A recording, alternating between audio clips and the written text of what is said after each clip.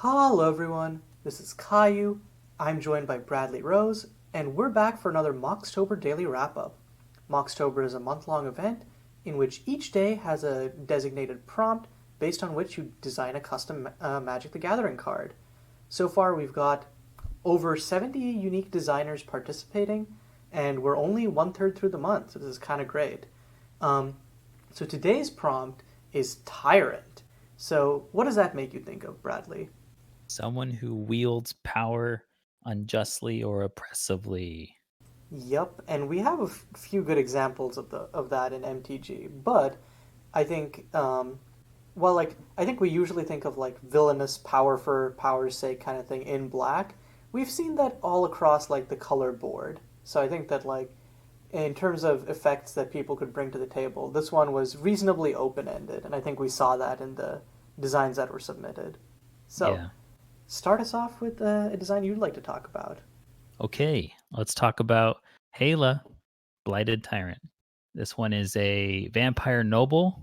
ETB, you can sack another creature. If you do, each opponent can sack a creature, or they do, and then you can repeat the process for discarding cards. Whenever a non-land card is put into a graveyard from anywhere, it deals one to each opponent. So this one is cool in that it cares about game effects that are related to being cruel, or and which bundles up into a package of what a tyrant uh, encourages you to make people discard all their cards and sack their creatures. They're just trying to play Magic. Hmm. But it's like, oh, you see, I would do the same for my people.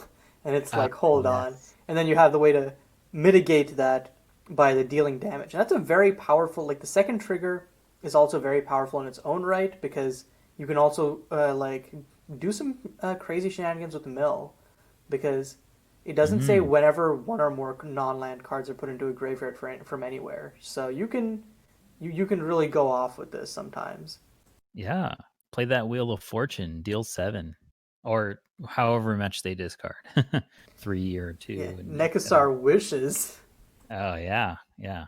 Nekasar will recruit this person.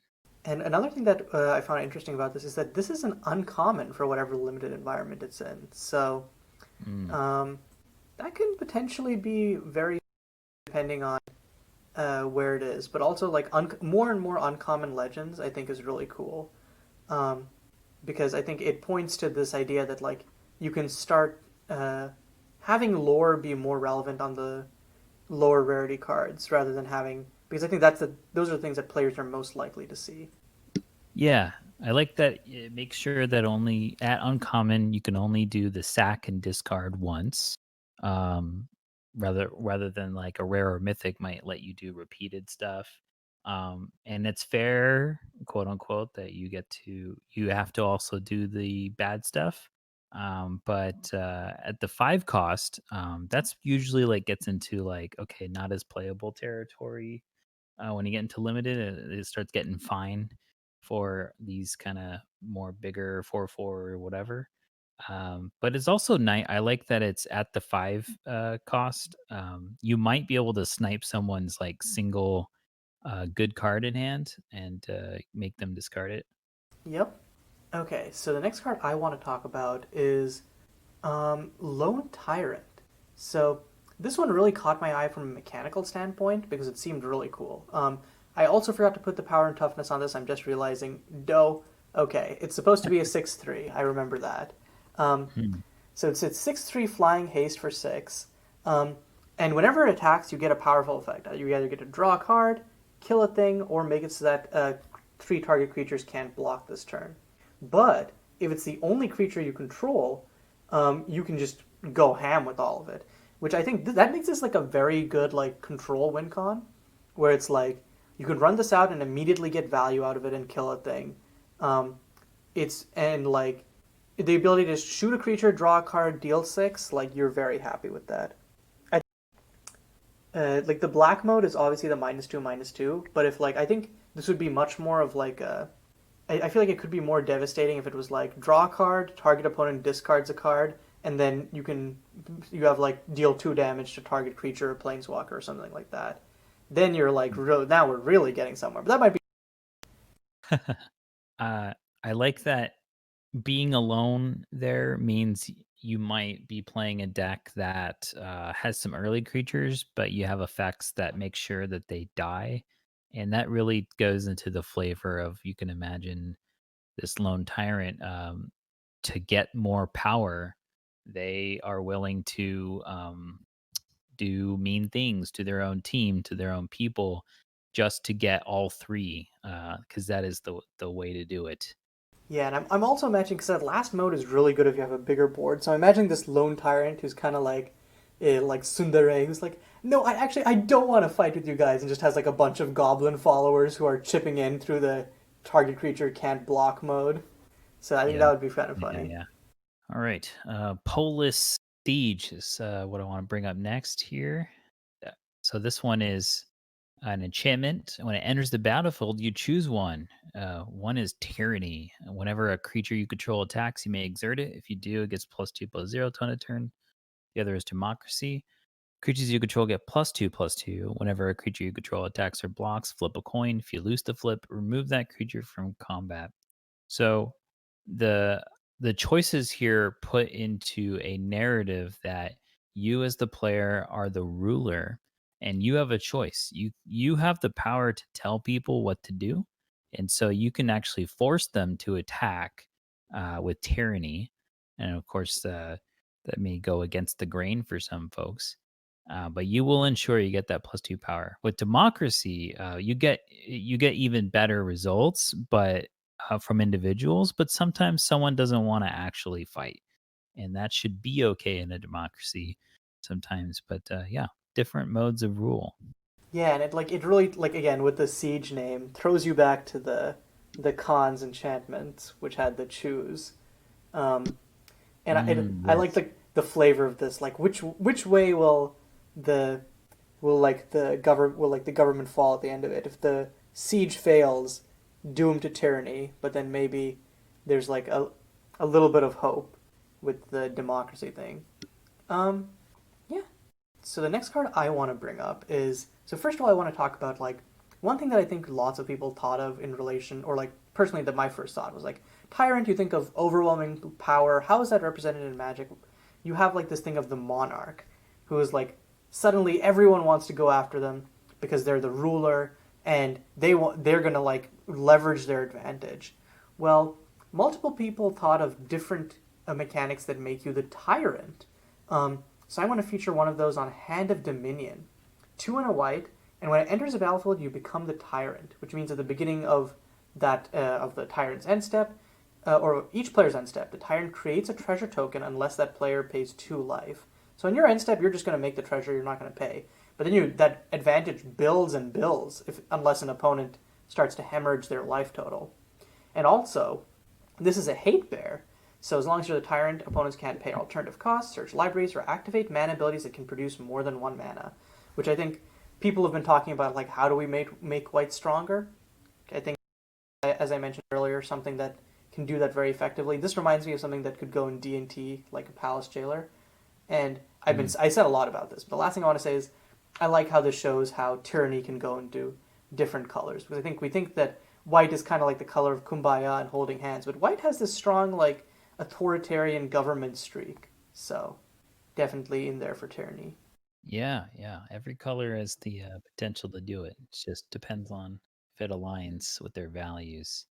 Yeah, this is a really cool monarch variant with being the tyrant. I like that it like one aspect of being a tyrant is giving people a cruel choice, and that's what it is here. Like you don't want to give treasures to the tyrant, but you also don't want to lose your life. So you're choosing the lesser of two evils. Very very cruel. All right, so let's talk about that coup d'état. 4 black red for a sorcery. Destroy target creature. Creatures with a lower converted mana cost than that creature's can't block this turn. Flavor text is sic semper tyrannis. Um, this is cool because one thing that tyrants do to keep their people in check or keep others that they want to conquer or whatever in check is to take their most powerful person and show that they can kill them and then everyone else will be frightened just to keep them in line.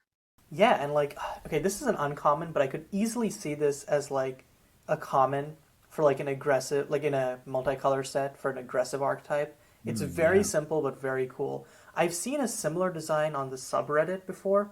I was putting together a cube of like r/custom magic cards, and so I know I've seen like a similar design before. But I think it's just something that's like very evocative. That one was like related to pirates, and the flavor was like kind of like the fear that like the same thing of like fear, but here it's like there was the pirates pillaging. Here it's like the the coup of the government. So I think I like how there's a kind of parallel design in how people think about it. So we talked earlier about how tyrants were represented earlier in Magic in different ways. One of the cards which I think is most iconically a tyrant, at least in my opinion, is the is Karthus. I believe it's Karthus Tyrant of Jund. I don't know if it's actually Tyrant. I might be misremembering that word. Yeah. Of But Jund. yeah, yeah. And so Dylan has channeled that with Tyrant's Creed, which is a charm. And I like the idea of like maybe Creed as like a charm for like tribal effects. So you don't get a base mode, but it scales much better because it you choose one for each dragon you control. Use the same mode more than once. So this has a lower floor but a much higher ceiling than a traditional charm.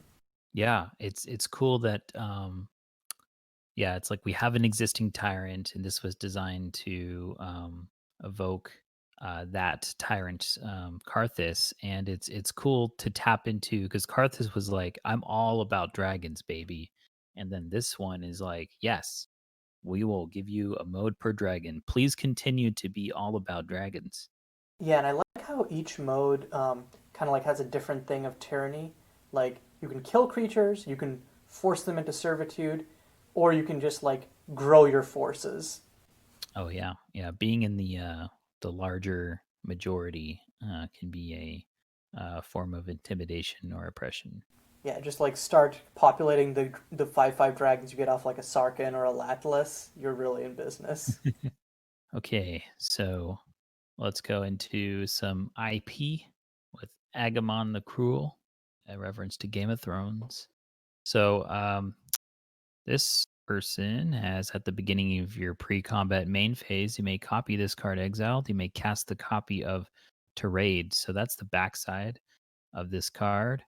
And yeah, so this shows that you have an exterior, especially with that art, that looks peaceful. They look like they've got their head on straight. They're a nice ruler, but actually, like they can hide a their actions can be hidden beneath that exterior that seems cool, and they're actually more tyrannical in what they do. Yeah, and I love the idea of like also like the taxing your opponent's spells by two, like demanding tithe. I like that. Yeah, yeah, that's true. Yep, yep.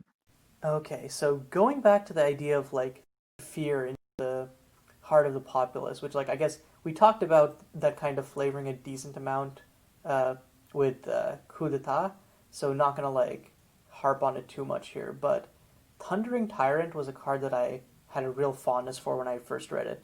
It's 5 mana. It bolts a creature on ETB, and if whenever a creature an opponent controls dies, creatures that player controls can't block this turn.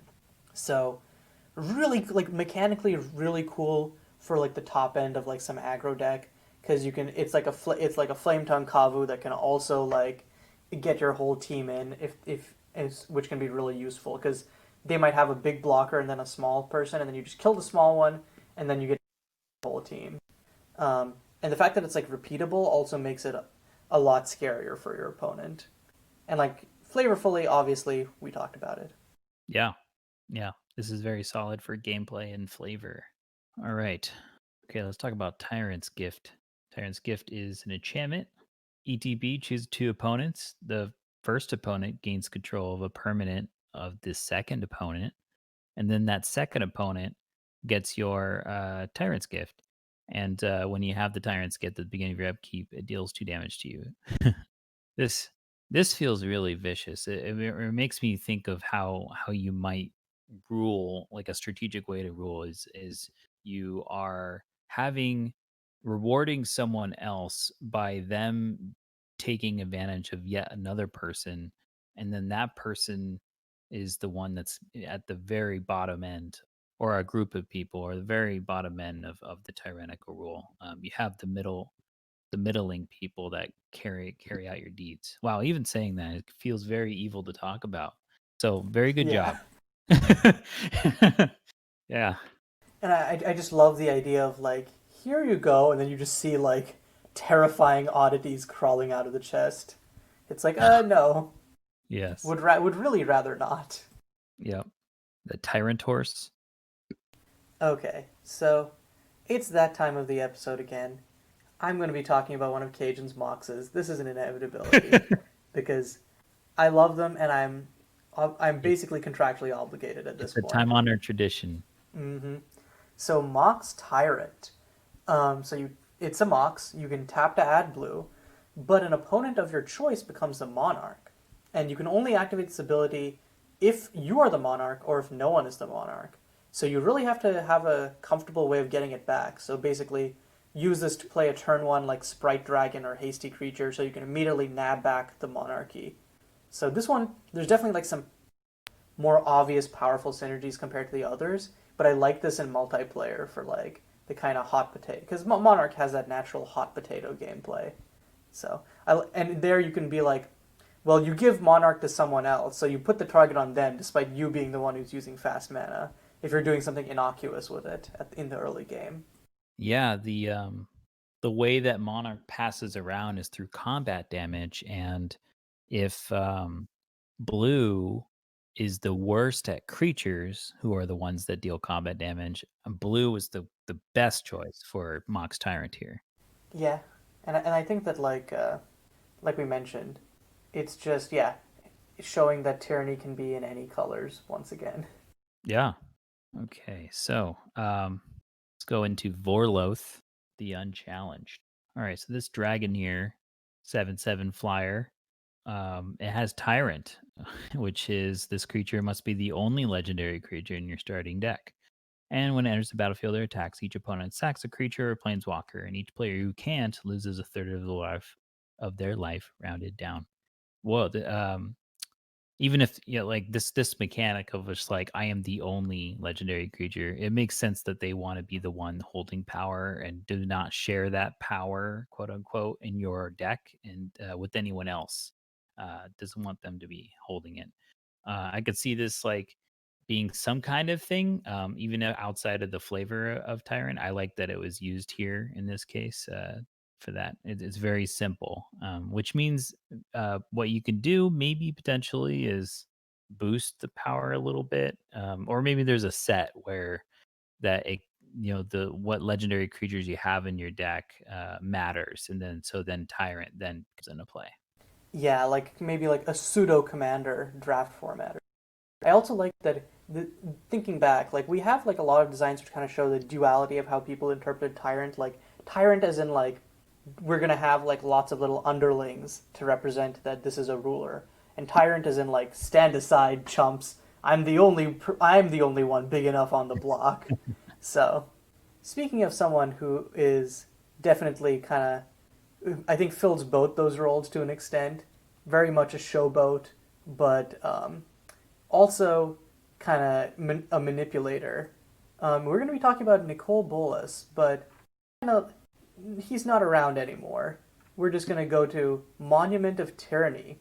It's a plane chase card, um, and non-Bolas spells cost one more to cast.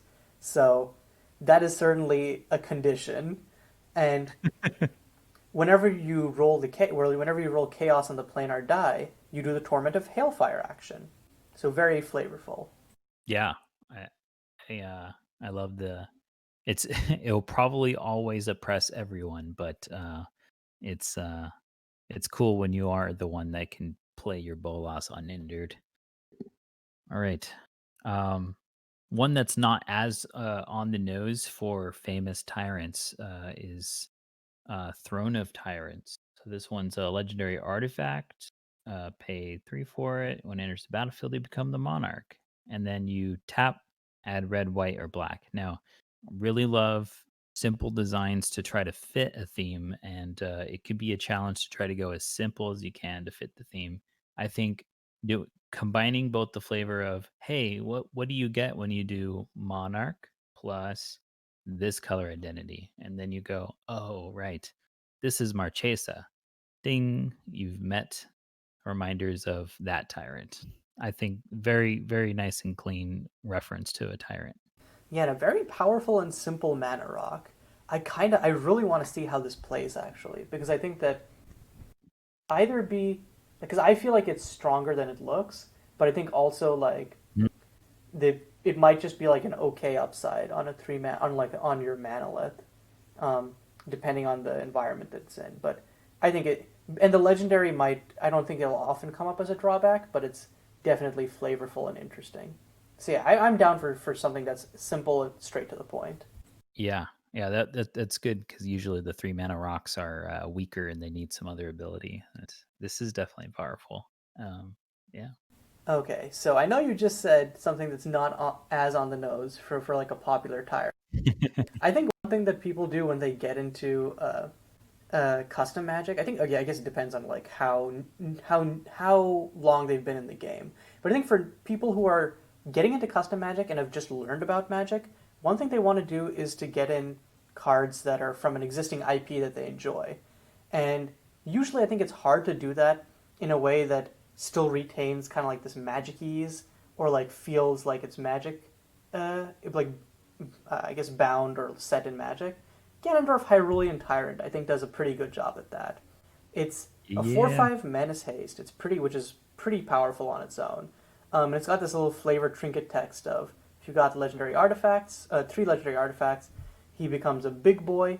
And the part I'd really like is the last clause, which if you would die, you can exile him with 3 time counters on him instead. He gains suspend. So he's going to come back in the next game. But if you exile him or like seal him in the sacred realm, it's going to probably take much longer. Yeah, you're definitely right in that like there could be a tendency to go, "Oh yeah, I just like making magic card versions of the stuff I like Pokemon, whatever." Seeing this card though, it just really made me smile. Like it I think it hits all the notes in a very reasonable and well executed way. The seeing the transformation into a 10/10 Ganon is awesome. As long as with that 3 or more legendary artifacts being the reference to Triforce, I think this whole complete package is very cool. Yeah, I'm naturally suspect of like video game adaptation cards for the aforementioned reason, but I'm a fan. It passed the bar. Yeah, I think you can definitely do existing IPs, as Magic cards, but yeah, it like just gotta evaluate them. You just know that if someone says I did a Ganon card without looking at it, you might go, okay, it might be just indicative of more not aligning with magic design principles, but you might get one that's reasonable. So forgot it was my turn to pick one out. So let's see. Let's do here Segovian Tyrant. That very, very large creature. It's a dragon 2/2. Pay 1 and it gains flying and trample and gets plus 1/0 until end of turn. Activate this ability only once each turn, only anytime you can cast sorcery. This is hilarious because the plane of Segovia is all very tiny, tiny people. The Segovian Angel, for example, is a 1/1 flying vigilance. So this thing would be considered huge, and I thought that's a very cute way of finding a small thing that you might not think is a tyrant, but if you put it in a different context, can be a tyrant. And I like the image I have in my head is just like the, on the ground most of the time, but then when it attacks, it's just charges, builds up speed, frantically flaps its wings, and just gets off the ground for a little bit and like headbutts you. Okay, so my next card is Razrock, the Fallen King. So it's kind of a color shift of Kenrith, and instead of giving positive effects for all, he's going to be causing a bad time. Um, can and like has like some of these effects are very powerful, like the repeated pyroclasm, bouncing creatures, discarding cards. So I think like for a group slug deck, this is definitely a very powerful and fun commander. Yeah, yeah. It's a nice, very cheeky way of showing that, like a tyrant is probably is a ruler, right? So it's nice to pick something that evokes of another character that is a ruler, and then you go, "Oh, I get it now. This is this is bad Kenrith," quote unquote. Very Kenrith, but smart. make him emo. Ah, yes. Walk a lonely road. Um, Very smart making the discard at the most expensive 5 since repeated discard could be a non-fun time, especially for a commander. Okay. Making you feel like a bad person is what I want to explore with a Tyrant of Screaming Souls. All right, so this is a demon flying. Pay 3, tap, sack a creature, draw 3 cards. Whenever you draw a card, you lose a life. So, power level commentary aside, there's a certain point where it's just you it, the correct thing to do each turn is to draw 3 cards every turn to take advantage of this, and so, it's too good not to pass up, and when that happens, the process to do that is means you have to throw a bunch of your own creatures into the engine, or dispose of them, and, what really hammers it home is the name. Screaming Souls, it makes you feel like what you're doing every turn to get these 3 cards is you're hearing their screams, and, wow, that's pretty intense. Yup, and I like the idea of this as like the black underworld dreams. I know there was also uh, it was like a 3 mana 5/5 flyer in Taros, um, and it's like each opponent. I think each opponent draws a card. Um, so I think like there are like a decent amount of cards which kind of like do this like drawback thing in black, but applying the Underworld Dreams effect to a card you yourself own to be like, oh yeah, you want to draw cards, okay.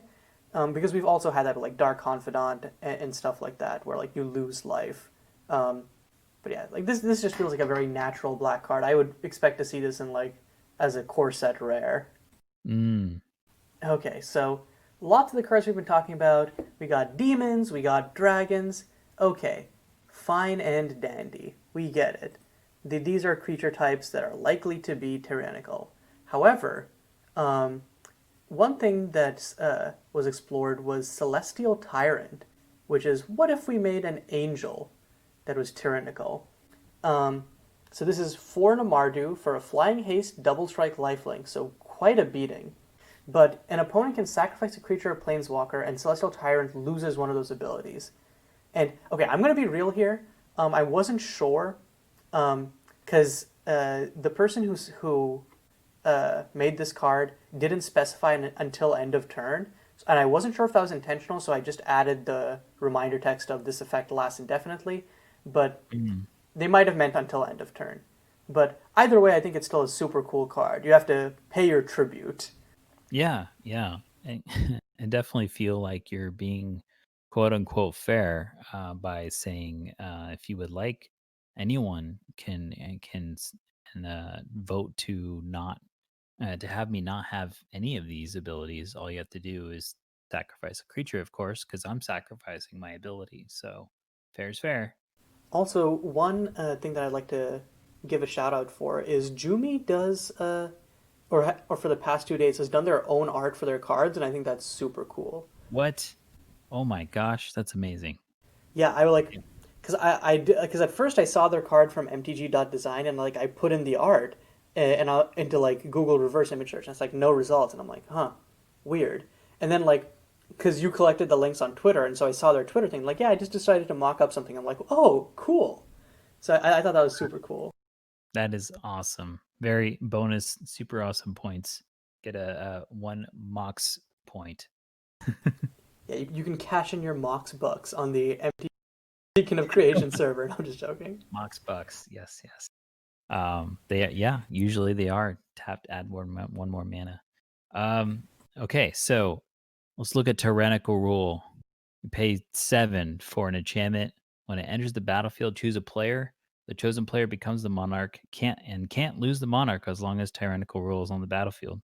One element of being a tyrant is that you don't give up your rule, and even if there is some kind of democracy or whatever, you just keep holding on to it, and that is very scary times. So, uh, yeah, definitely just that's what it feels like, and I haven't seen this effect so far for a Monarch set. Of course, there's only been Conspiracy 2 so far, and then some whatever custom cards. At least maybe you've seen some that lets you hold on to it no matter.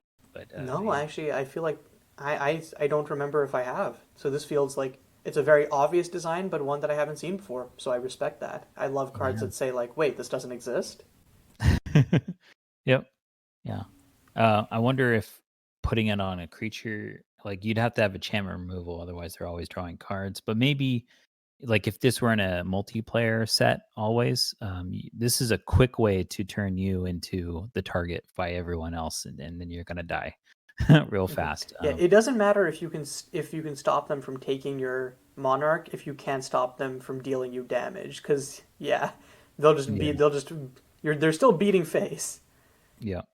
Also, I think with that I'm out of cards to talk about. Do you have any more before we move into talking about our own designs?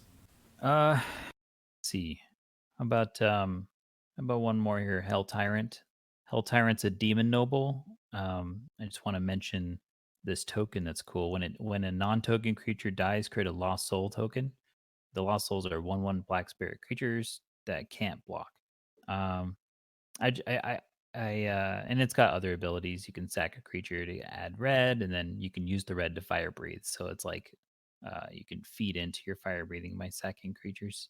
But I like the trope of associating black spirits with not being able to block. We've seen like white spirits have flying. This one says it can't block. I do I there maybe even going a bit further and making like the black spirit tokens maybe in a future iteration can't block or be blocked like the Good old tormented soul card. changeling outcast. Yeah. Yeah, that.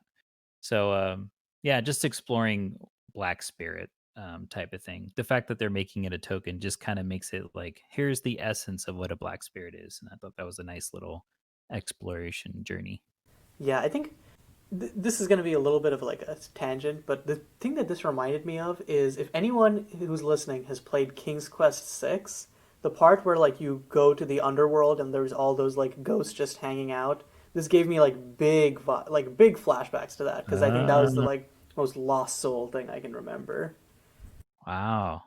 Yeah. Hey, and that actually maybe feels more appropriate because sometimes you do have a bunch of spirits just standing there, and that's what will happen sometimes if they're just one ones. You don't want to attack into their big to dos, so they'll just stand there doing nothing, which is a creepy vibe. Yeah, they're in purgatory. Yeah. Okay, so the design I did today was the Art Tyrant. Now this might seem like a weird design.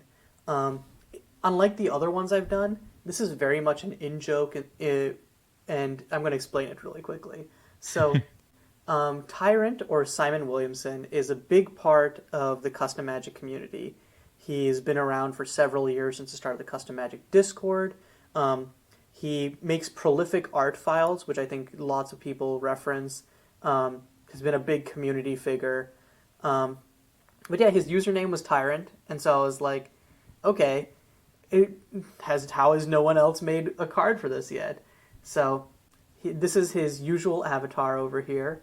I made the casting cost the combination of Thraben Inspector and Psionic Blast, um, and the PT the power and toughness of Thraben Inspector, and it does a Psionic Blast to a creature with bad art, which you know, given that Simon is someone who's very much like a connoisseur of like good or like very like specifically fitting art and like is like a good mentor for art searching, I thought that was pretty appropriate. Also, has some really hilarious quotes in voice chat, so I just went and grabbed one of those for the flavor text. It's a very tyrannical choice, it seems. Very good. uh, oh yeah, yeah. It's funny art art tyrant. That's a very good topic to get into because they're definitely in outside of tyrant or Simon here in the actual world. A phenomenon is people will argue over what is good art. So this is a excellent topic, and sometimes people will be what do you call it? Very uh Snobbish. yeah, snobbish or yeah, or unmoving. They can't change their opinion, and sometimes those people will have, more authority or more quote unquote or more credentials to their name, and they will ignore what other people consider art when they do that. Yep. And one last thing, since I'm kind of making a little joke for Simon here, I would like to plug his project Plane Sculptors, and because he's going to hate me for plugging Araloo, go check out his revamp of Araloo, Saints of New Aloris, which has a project channel on the server. Awesome. Yeah, that's a good balance. Now that we've touched on the possible hint of art tyranny. Yeah, now that we've slandered his good name. Yeah, yeah. Okay, so what is your design? What is mine? What's the name of mine? Forgot. I think it's just Tyranny. Oh yeah, that's right. Okay, so this one is it's a sorcery. It says destroy all non-tyrant creatures. If you control a tyrant, you become the monarch. Then a big ol' reminder text of what this means. So during the turn, a legendary creature, noble, or creature with power 4 or greater had an ability activated with or triggered by a creature sacrifice. Any player may call it a tyrant. Creatures with its name are tyrants for the rest of the game. I think someone mentioned this earlier, but I like the idea of call it a tyrant. Very flavorful. Yeah, I think I know that comment. I think I know that comment you're talking about. They describe it as very finger pointy. You Yeah, monster! How dare you! yeah. The I put this in not just for be because it's not just because it's fun, but the fact that is like I wanted to combine the elements of a tyrant, which is someone who has power but then also abused it, right? So I batched legendary creature, noble, and creature with power 4 or greater. That's part one, right? Part two is if they actively sacrificed, or if they were encouraged to benefit from a sacrifice, as in the triggered ability, that's when they become a tyrant. But it's difficult because gets into like historic and stuff, right? Where something is always just true by this new batch. It's difficult to track what sacrifices have been made over the course of the game over time. So it's like, all right, I went for, you know what, you can just call it a tyrant then, and then later on when you play tyranny, you go, oh yeah, that the thing was called a tyrant, and there's no memory issues. You've already called it a tyrant. If no one called you out before, you're not a tyrant. You were able to get away with it. But um, uh, I think future iterations would not do this such a complicated thing because it's been pointed out like gameplay. You might be then incentivized to always be on like on it every turn. You're like, all right, that's a tyrant. That's a tyrant, just in case. uh, yeah. So, what I really would like to explore in the future is the just legendary creature, noble, and creature with power 4 or greater, and maybe make this into an ability word that you just do various effects that care about whether you have something like that, and then the spells themselves would just be all very mean or involve ways to abuse your power. And as long as you have something like this while doing abusive, mean things, then you enter tyrant territory, maybe. Yeah, that sounds like a plan. Okay, and I think with that, we can wrap up today's episode. Um, so tomorrow's video is going to be on the prompt brew, and on the day this comes out, October 11th, the prompt is going to be. Oh man, I just looked it up and I also just forgot. My bad. Let me look it up again. Um, I just forgot to it's going to looking be it up. packed.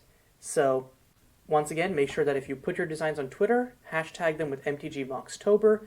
If you post them on one of the Discords or on the subreddit, tag it with Moxtober, or an MTG design, tag it with Moxtober. And then we'll collect them and hopefully feature them in a future video. Also, be sure to check out the MSC set files in the description for each of the days. We're getting 70 plus designs a day, so we obviously can't feature them all in one video. So I highly encourage you to go check those out so you can see all of the cool designs that people have submitted. But yeah, until tomorrow, this is Caillou and Bradley signing off.